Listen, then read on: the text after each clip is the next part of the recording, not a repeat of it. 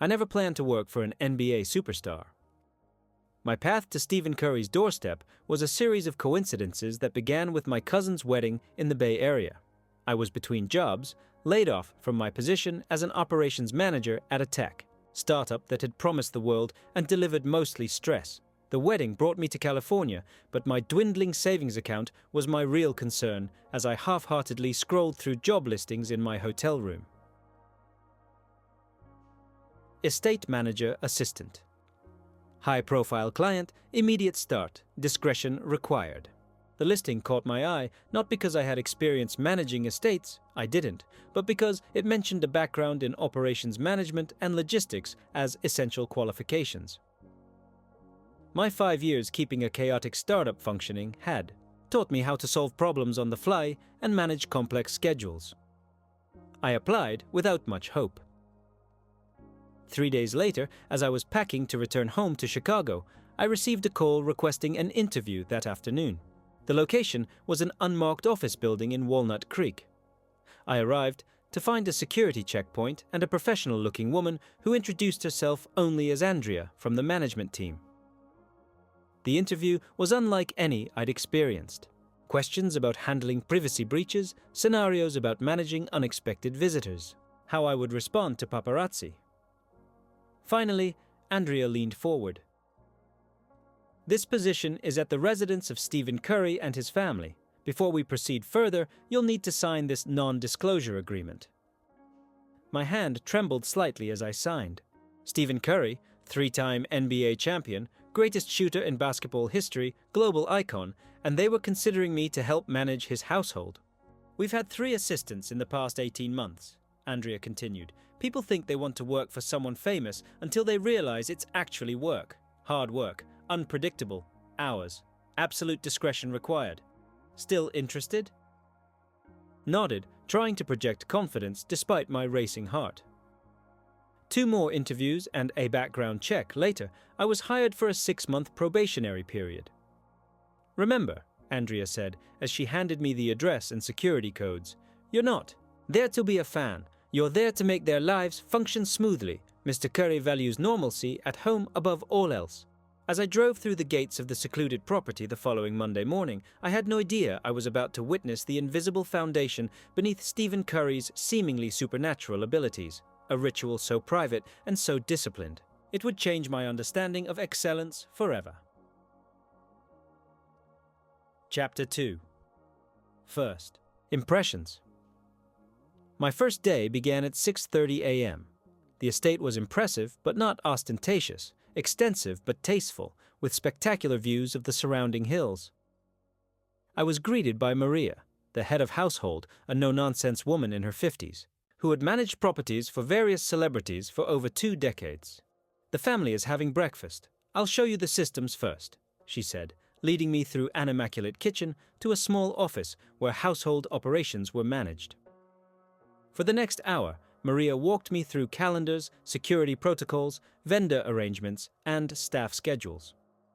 The complexity rivaled my startup days, between Curry's NBA commitments, his numerous business ventures, his wife Aisha's culinary empire, 3 children's activities, family obligations, and charity work.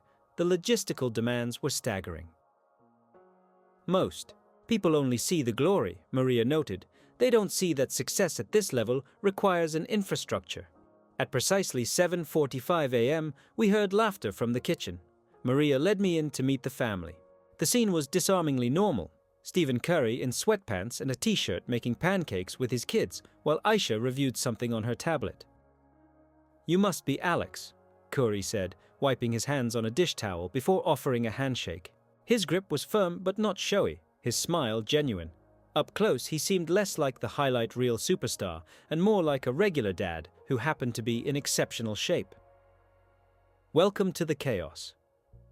Thank you for the opportunity, Mr. Curry, I replied, trying to sound professional despite my internal fan freaking out.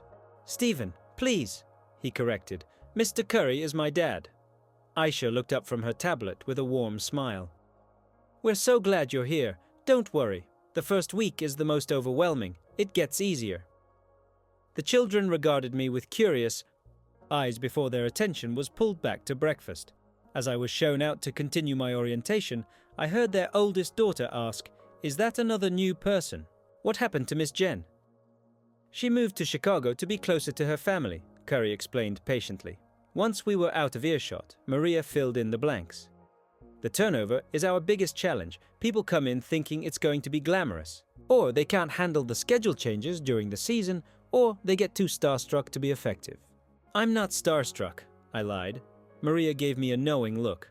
"Everyone is at first, but you need to get over it fast. To do this job well, you can't be thinking of him as Stephen Curry, the superstar. He needs to just be your boss who happens to play basketball." I nodded, determined to prove I was different from my predecessors. What I didn't realize was how thoroughly working in this household would transform my understanding of what made Stephen Curry who he was, and it had almost nothing to do with what the cameras captured. Chapter 3. The Daily Machine. My first week was a crash course in the reality behind the fame. The family kept a schedule so precise it could be measured with atomic clocks. During the season, every minute of Stephen's day was optimized, from training to recovery to family time to sleep. "Time is the one thing I can't get more of," he explained when I mentioned my observation. "So I have to make every minute intentional." That word, intentional, would become a theme I noticed in everything the Curry household did. Nothing was accidental. Nothing was wasted. My primary responsibilities included managing household logistics, coordinating with security, arranging transportation, and handling certain aspects of the family's schedule. The role required constant adaptation. NBA schedules changed, business opportunities arose, children's needs evolved. By my second week, I had settled into a rhythm, finding my place in the well-oiled machine that supported the Curry family. I was beginning to understand why Andrea had emphasized that this wasn't a job for someone who just wanted proximity to fame. The hours were long, the attention to detail exhausting, and the standard of excellence uncompromising. One afternoon, while organizing some documents in the home office, I came across a laminated sheet titled Fundamental Principles. At first, I thought it might be basketball notes, but as is candid, I realized it was Stephen's personal philosophy distilled into bullet points. Be present where your feet are. Process over results. Do ordinary things at an extraordinary level. Control what you can control. Faith, family, then basketball. Elevation happens in isolation. That last principle would take on profound meaning in the weeks to come. On my 10th day, I experienced my first home game day. The precision intensified. Meals were timed to the minute for optimal performance. Recovery tools were prepared. The energy in the house shifted to a focused quiet. Game days have their own rhythm, Maria explained. Your job is to ensure nothing disrupts that rhythm. What I found most surprising was how engaged Stephen remained with his family even amidst the pressure. Unlike stories I'd heard about other athletes who became unapproachable before games, he maintained his presence, helping with homework, participating in family dinner, being fully available until it was time to leave for the arena. Being a dad and husband doesn't stop because there's a game, he told me once when I expressed surprise at him taking time to fix his daughter's toy minutes before his departure time. If anything, it's more important on these days. Perspective keeps the pressure in check. But for all I was learning about the Curry household, there was still something missing, some piece of the puzzle that explained how a relatively normal-sized man had transformed basketball through his supernatural shooting. The glimpse behind. That curtain would come in my 4th week through an accident of timing and a forgotten laptop charger. Chapter 4. The forgotten charger. It happened on a Tuesday night in my 4th week. The Warriors had returned late from a road trip the previous night, and Stephen had been given a recovery day. No official team activities. The family had gone to bed, and I was finishing up some last scheduling arrangements before heading to my apartment in the guest house. As I was shutting down my computer, I realized I'd left my laptop charger in the family's media room earlier that day. Not wanting to be without it the next morning, I quietly made my way through the darkened main house to retrieve it. As I approached the media room, I noticed light spilling from beneath the door of what I knew was Stephen's private gym. It was nearly 11:30 p.m., and I assumed someone had simply left the lights on. Thinking I should turn them off to save energy, I gently pushed the door open. What I saw stopped me in my tracks. Stephen Curry was alone in the gym, drenched in sweat, moving through what appeared to be an elaborate series of drills involving tennis balls, flashing lights, and specialized eyewear. He hadn't seen me yet, focused entirely on catching tennis balls being randomly ejected from a machine while simultaneously calling out numbers flashing on a digital board. The drill was unlike anything I'd ever seen, a bizarre combination of hand-eye coordination, cognitive processing, and physical movement that seemed almost torturous in its complexity. I must have made some small sound because he suddenly noticed me and paused the equipment. "Alex, everything okay?" he asked, removing the specialized glasses and catching his breath. "I'm so sorry to interrupt," I stammered. "I thought someone left the lights on. I didn't realize you were working out." He smiled, toweling off his face. "Not working out. Training. There's a difference." I nodded, desperate to retreat from my intrusion. "Of course. I'll let you get back to it." "Actually," he said, checking his watch, "perfect timing for a water break. Would you mind grabbing me a bottle from the fridge over there?" As I brought him the water, curiosity overcame my professional reserve. "May I ask what kind of training this is? I've never seen anything like it." He took a long drink before answering. "Neurocognitive training. Most guys just practice shooting. I'm training my brain to process information faster than the average human capacity." He gestured to the elaborate setup. Basketball is played in chaos. Defensive pressure, shot clock winding down, physical fatigue, crowd noise. Conventional. Practice can't replicate that mental load. He must have seen the genuine fascination in my expression because he continued, "Want to see something cool? Time me." He handed me his phone with a timer app open, then put the strange glasses back on and restarted the machines. What followed was astonishing. Stephen caught tennis balls from unpredictable directions with either hand while simultaneously calling out numbers, colors, and geometric shapes flashing in the glasses, all while moving through a precise footwork. Pattern and occasionally shooting a basketball. After 90 seconds, he stopped. "How'd I do?" I checked the timer. 132 with only one missed call on the shapes. He nodded, seemingly dissatisfied. "Still not consistent enough. The record's 148 with 0 misses." "How long have you been doing this?" I asked.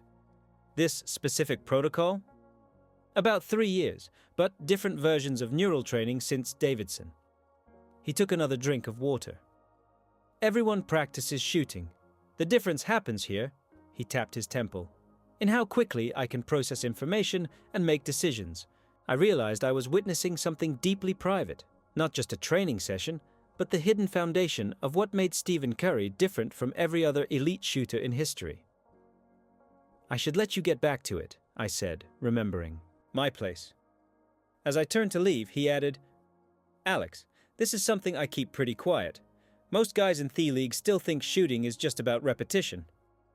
I understood the implicit request for discretion. "Of course, I didn't see anything." He laughed. "You can see it. Just don't elaborate on it to others. There's value in letting people think some things just come naturally." As I quietly retrieved my charger from the media room and left, my mind was reeling. The greatest shooter in basketball history wasn't just practicing shots. He was systematically rewiring his brain to process information at superhuman speeds. What appeared magical and effortless on television was the result of the most sophisticated and deliberate training regimen I'd ever encountered. And it was happening at 11:30 p.m. when no one was watching, when most players would be resting or socializing. This wasn't for social media, this wasn't for endorsements. This was the invisible work behind the visible greatness. Chapter 5. The Neural Edge, my accidental discovery of Stephen's late-night training session, sparked a new awareness. He began noticing other elements of his routine that seemed unusual, practices that went well beyond conventional basketball training. One morning, I entered his home office to leave some documents and found him wearing an EEG headset connected to his laptop, his eyes closed in concentration. He quickly removed it when he noticked me. Meditation monitoring, he explained, seeing my curious expression. It measures my brainwaves to ensure I'm actually achieving the right state, not just sitting there thinking about basketball or what I need to do later. Another time, I observed him spending 30 minutes before breakfast doing strange vision exercises, following patterns with his eyes, focusing at different depths, training his peripheral awareness. After my third week, Stephen began to open up more about these practices. Perhaps sensing my genuine interest went beyond mere curiosity. Most players train their bodies extensively but neglect the neural component, he explained one afternoon as I helped him organize his schedule. They do the same shooting drills that players did 30 years ago, but the brain is where the real potential for advancement lies. He showed me a tablet with his personalized cognitive training program. It was staggeringly comprehensive, tracking progress in areas like visual processing speed, decision-making under pressure, attentional control, and spatial awareness. Everyone thinks the shot is the skill, he continued, but the shot is just the end product. The real skill is processing multiple streams of information simultaneously while under physical stress and making optimal decisions in milliseconds. What fascinated me most was how systematic it all was. This wasn't just random experimentation, it was a carefully designed program developed with neuroscientists, vision specialists, and performance experts. Stephen approached cognitive training with the same methodical dedication others applied to weight training. How long have you been doing this? I asked. The sophisticated version?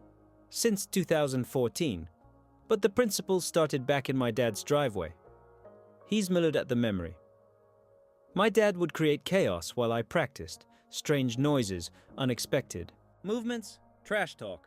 He understood instinctively that shooting in a quiet, controlled environment doesn't translate to game situations.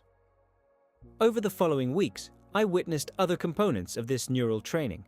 Strobe glasses that intermittently blocked his vision. During shooting drills, balance training that forced his brain to recalibrate constantly. Reaction drills that tested his response to unpredictable stimuli.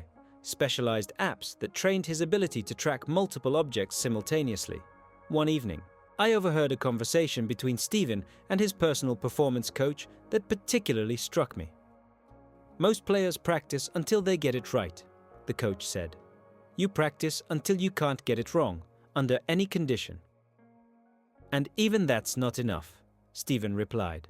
I want to get to where I can improvise new solutions to problems I've never seen before, in real time. That, I realized, was the essence of what made his play so revolutionary. Not just the accuracy of his shooting, but the creative problem-solving. That happened at speeds most humans couldn't process, much less execute, and none of it was accidental. What looked like basketball magic was actually the result of the most advanced cognitive training program in sports. One that happened largely behind closed doors while other players were posting workout videos for social media. Chapter 6. Family Foundation. By my second month, I had witnessed enough of Stephen's secret training regimen to understand its importance, but I was still missing a crucial piece of the puzzle. How did he maintain such consistent dedication to these invisible practices? What fueled the discipline when no cameras were recording, no fans were watching, and no immediate rewards were forthcoming? The answer revealed itself gradually through my observations of the Curry family dynamics. Unlike the stereotype of the self-centered superstar athlete, Stephen's household revolved around family rhythms and relationships. Despite the demands of NBA stardom, he was deeply present as a husband and father, not just physically, but emotionally engaged. One evening, as I was finishing some work in the home office, I overheard Stephen and Aisha in the adjacent kitchen, discussing their children's development with the attentiveness of parents whose primary identity wasn't celebrity, but family. Riley's teacher mentioned she's getting frustrated when she doesn't master things immediately, Aisha said. Sound familiar? Stephen laughed. Wonder where she gets that from. I'll spend some extra time with her this weekend, show her my failure journal. The failure journal piqued my curiosity. Later that week, I learned what it was when Stephen asked me to retrieve a specific notebook from his desk drawer. The leather-bound journal was filled with detailed accounts of setbacks, struggles, and lessons learned, meticulously documented failures from throughout his career and personal life. My dad started me on this habit, Stephen explained when he noticed my interest. Every setback gets recorded, along with what I learned and how I'll approach it differently next time. The journal entries dated back to high school. Missed game-winning owl. Shots, poor performances, injuries, college recruitment disappointments. Each entry concluded with lessons extracted and actionable adjustments. I show this to my kids, he continued. They need to understand that failure isn't just normal, it's necessary. The highlight reels lie. This perspective explains so much about the late-night training sessions and the relentless attention to neural development. Stephen's approach wasn't driven by social media validation or even the pursuit of NBA success. It was rooted in deeply held values about growth, excellence, and purpose that had been instilled long before fame arrived. These values were evident throughout the household. I noticed that the children were given age-appropriate responsibilities regardless of their father's wealth. Conversations around the dinner table often centered on character development rather than accomplishments. Faith was practiced openly and authentically. One particular moment illuminated this foundation clearly. After a rare home game loss, I expected Stephen to return home frustrated or withdrawn. Instead, he walked through the door and immediately joined his daughter's impromptu dance party in the living room, fully present and joyful despite the professional disappointment. Later that evening, long after the children were in bed, I passed by his private gym and saw the lights on. There he was, running through specialized drills, making adjustments based on the night's performance. The ability to compartmentalize, to be fully present with family and then fully focused on growth, struck me as perhaps his greatest skill. When he noticed me, he paused briefly. "Loss like tonight's is actually valuable," he said, surprisingly, upbeat. "Exposed 3 specific weaknesses in my game. Now I can address them systematically." This perspective, seeing failure as data rather than definition, permeated the household culture. It wasn't just Stephen's personal philosophy, it was the family's shared worldview, and it created an environment where the pursuit of excellence was normalized, where the discipline to do the invisible work wasn't seen as extraordinary, but as simply the natural approach to any worthwhile endeavor. Began to understand that what I had initially perceived as superhuman discipline was actually the natural expression of values and identity formed long before NBA stardom, values now being transmitted to the next generation through daily example and intentional parenting.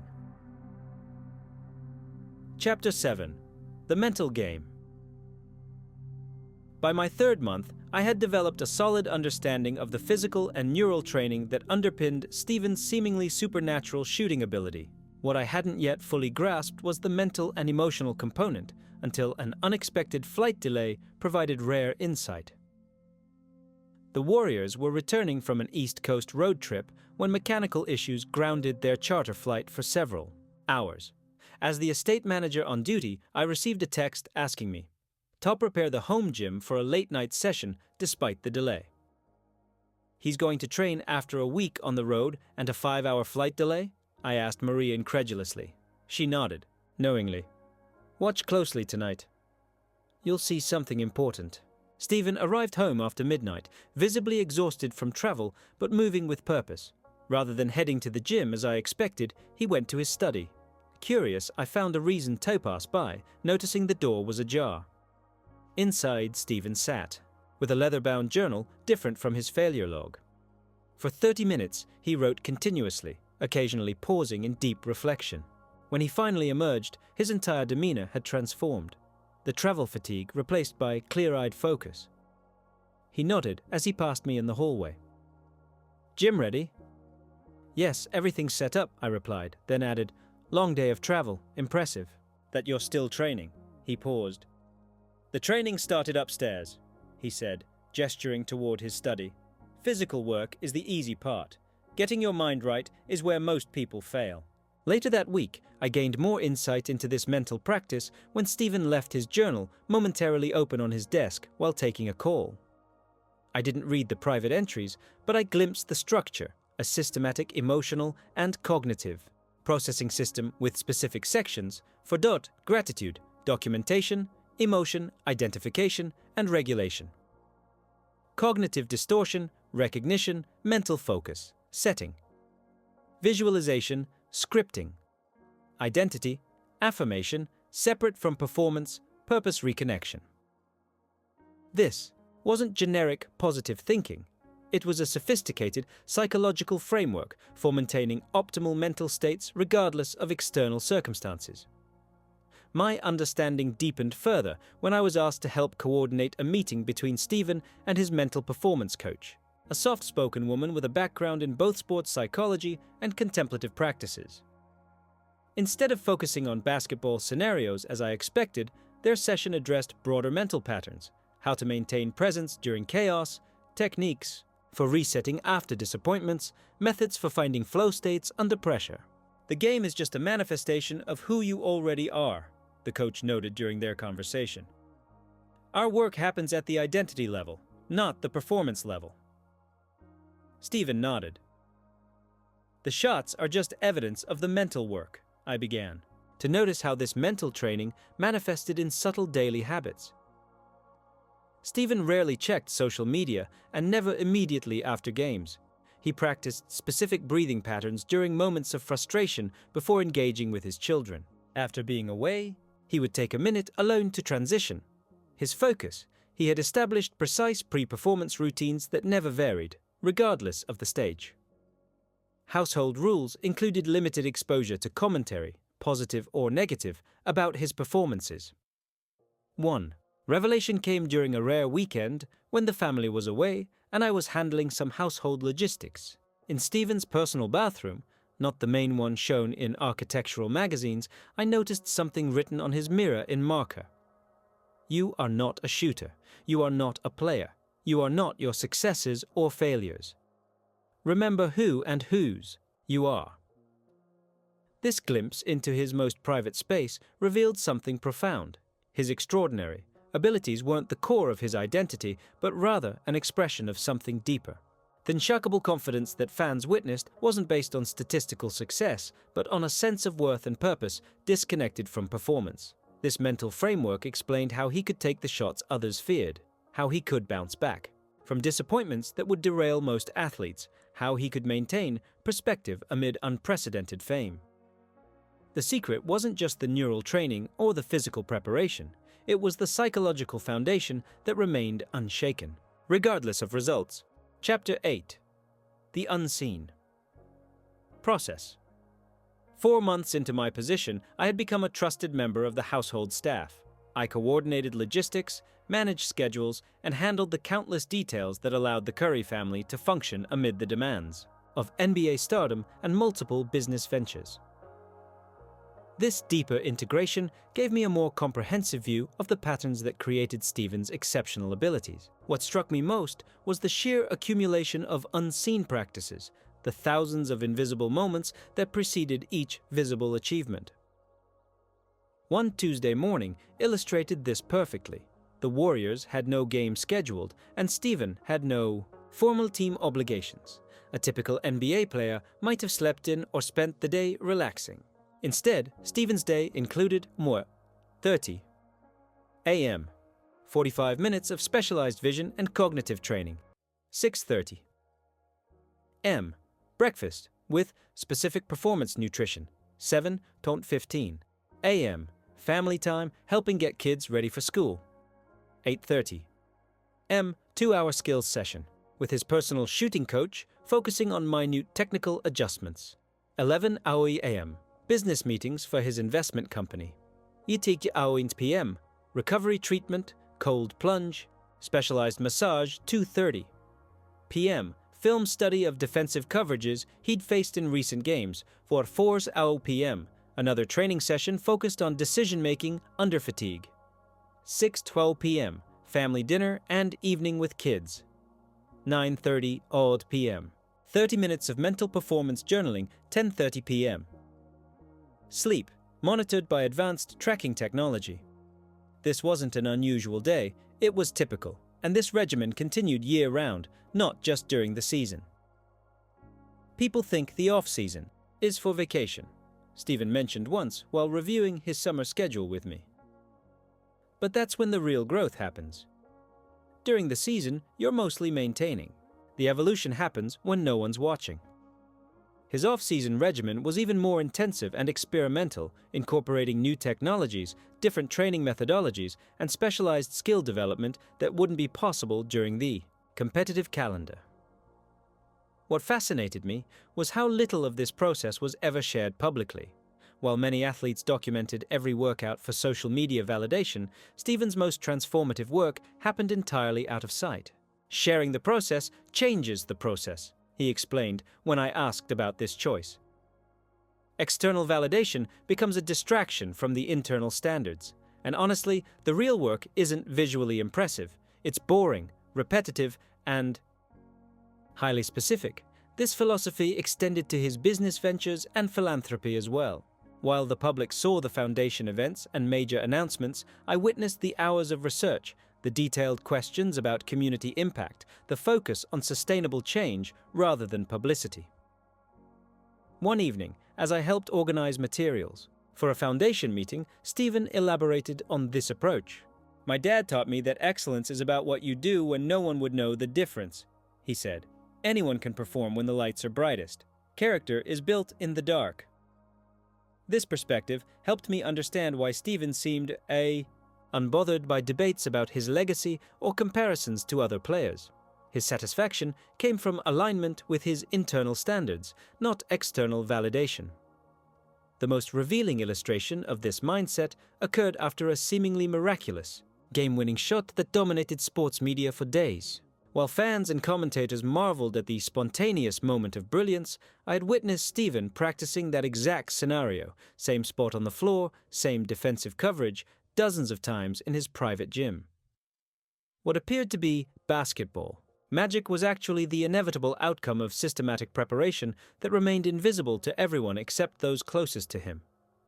The impossible shot had been made possible through hundreds of repetitions that no camera had captured.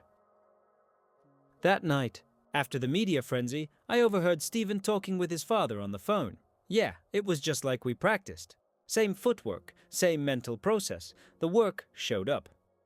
In that moment, I understood the true source of his confidence, not arrogance or blind faith, but the calm certainty that comes from knowing you've prepared more thoroughly than anyone else possibly could. Chapter 9. The ripple effect. As my time in the Curry household extended past the 6-month mark, I began noticing how Stephen's approach to excellence created ripple effects throughout his environment. His standards and practices didn't exist in isolation. They subtly transformed everyone and everything around him. This influence was most evident in how younger players interacted with him. Occasionally, rookies or developing players would be invited to train with Stephen during the off-season. I helped coordinate these sessions, arranging schedules and ensuring all necessary equipment was prepared. What struck me was the transformation that typically occurred over these training periods. Young players would arrive with excitement, often, recording content for social media and displaying the natural exuberance of those getting to work with an icon. But within days, a shift would happen. The phones would disappear, the questions would deepen. Their focus would intensify as they recognized that Stephen's greatness wasn't based on innate talent alone, but on an approach to preparation that most weren't willing to adopt. One young guard, a recent lottery pick known for his flashy play, arrived with a videographer to document his workouts with the superstar. By day 3, the camera was gone, and he was taking detailed notes on Stephen's cognitive training regimen. "It's like seeing the code behind the Matrix," he confessed to me while waiting for his car. "Everyone's playing checkers, and Steph's been playing 3D chess this whole time." This ripple effect extended to the household staff as well. Working in proximity to such focused excellence naturally elevated standards. I found myself applying Stephen's methodical approach to my own responsibilities, breaking down complex problems, establishing measurable standards, focusing on continuous improvement rather than perfection. During a rare moment of downtime, I mentioned this observation to Stephen, how his approach to basketball seemed to influence how others approached their own work. He considered this thoughtfully. That's something my dad and I talk about a lot. Their responsibility of influence. Excellence is contagious, but so is mediocrity.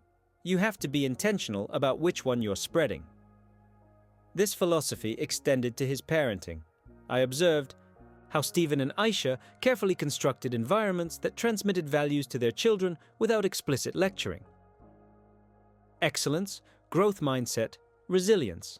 These weren't just discussed, but demonstrated daily.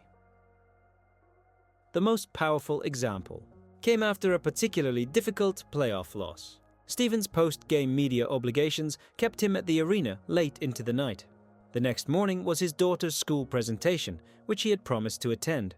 Despite the emotional disappointment and physical fatigue, he was up at 5 a.m. going through his full morning ritual, mental journaling, specialized training, recovery protocols, before showing up fully present for his daughter's event.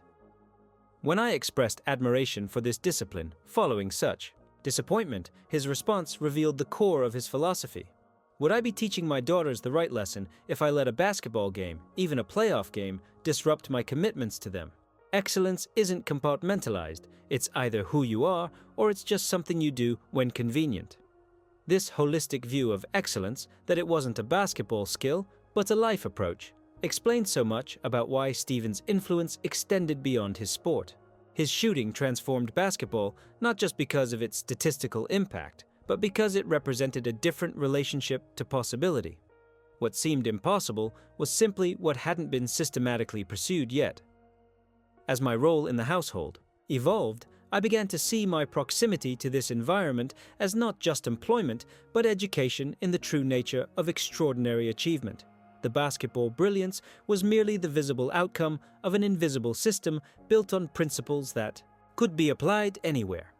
Chapter 10. The Final Understanding. In my final month working for the Curry household, an unexpected situation brought everything I'd observed into crystal clarity.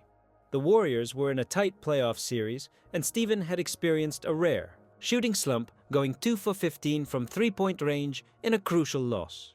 The media narrative had quickly turned negative, with commentators questioning whether age was finally catching up to him at 35. The mood in the household was tense, but not panicked. That evening, I was completing some work in the office when Stephen returned from practice. Rather than heading to his private gym as I expected, he asked if I could help him with a project in the theater room. Curious, I followed him to find the space transformed. Charts and data were displayed on multiple screens, specialized cameras and sensors had been set up. His shooting coach and performance team were waiting. "We're doing a complete diagnostic," Stephen explained. "Something's off in my mechanics, and we're going to find it." For the next 3 hours, I witnessed the most sophisticated technical breakdown imaginable. Stephen's shooting motion was analyzed from every angle. Pressure sensors mapped his foot placement, high-speed cameras tracked the minutiae of his release. Eye-tracking technology monitored his visual focus during the shot. The team worked methodically, testing hypotheses and collecting data with scientific precision. Around midnight, they found it, a subtle shift in his alignment caused by a minor ankle compensation that had developed after a tweak in the previous series. The change was virtually imperceptible to the human eye, a matter of millimeters, but enough to disrupt the perfection of his shooting mechanics. With the issue identified, Stephen immediately began the correction process, repeating the adjusted movement pattern hundreds of times until the proper neural pathway was reinforced. It was nearly 2 a.m. when he finally stopped. As the team packed up their equipment, Stephen noticed me watching from the doorway.